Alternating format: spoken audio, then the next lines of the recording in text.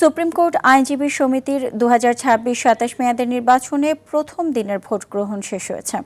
আইনজীবী সমিতি মিলনায়তনে সকাল 10টায় শুরু হয়ে ভোট চলে বিকেল 5টা পর্যন্ত। বিএনপি সমর্থিত প্রার্থীরা ভোট উৎসব মুখর ও প্রতিদ্বন্দ্বিতাপূর্ণ হচ্ছে জানালেও নির্বাচন সুষ্ঠু হওয়া নিয়ে শঙ্কা জানান জামায়াত ও এনসিপি সমর্থিতরা। হাসান নূরের ক্যামেরায় জিএ মাহমুদের রিপোর্ট।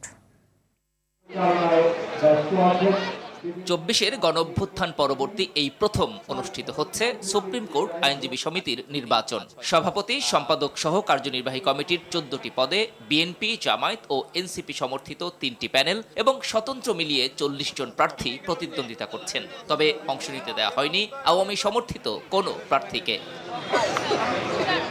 ভোট নিয়ে উচ্ছ্বাস প্রকাশ করেন সাধারণ আইনজীবীরা, জানান প্রত্যাশার কথা। আমি প্রথম ভোট দিচ্ছি হাইকোর্টে, খুব ভালো লাগছে ভোট দিয়ে। আশা রাখি সাধারণ আইনজীবী কাজ করবেন, বাড়ির উন্নয়নের জন্য কাজ করবেন, আইনজীবীদের পাশে থাকবেন।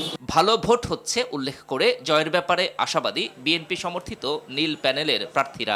আনন্দ ঘন পরিবেশে তারা ভোট দিচ্ছেন এবং ভোটারদের মধ্যে স্বতঃস্ফূর্ত একটা উপস্থিতি লক্ষ্য করা যাচ্ছে। সুষ্ঠু ও নিরপেক্ষতা নিয়ে শঙ্কা জানিয়ে ভালো নির্বাচন হলে জয়ী হবেন বলে প্রত্যাশা ভিন্ন প্যানেলের প্রার্থীদেরও। সুষ্ঠু নির্বাচন হলে, নিরপেক্ষ নির্বাচন হলে আমি বিপুল ভোটে জয়লাভ করব। এদিকে দলের কেন্দ্রীয় নেতারা সমর্থিত প্রার্থীদের প্রচারণায় এসে তুলে ধরেন ভোট নিয়ে তাদের অভিব্যক্তি। এইখানের নির্বাচন হচ্ছে দেশের সর্বোচ্চ আদালতের নির্বাচন। এই নির্বাচনের দিকে সারা দেশের মানুষ তাকিয়ে থাকে।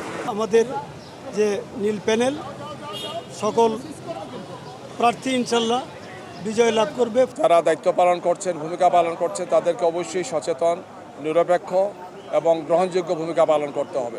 দুদিনের এ নির্বাচনে 11,097 জন আইনজীবী ভোটাধিকার প্রয়োগ করতে পারবেন। বৃহস্পতিবার দ্বিতীয় দিনের ভোট শেষে ঘোষিত হবে ফলাফল।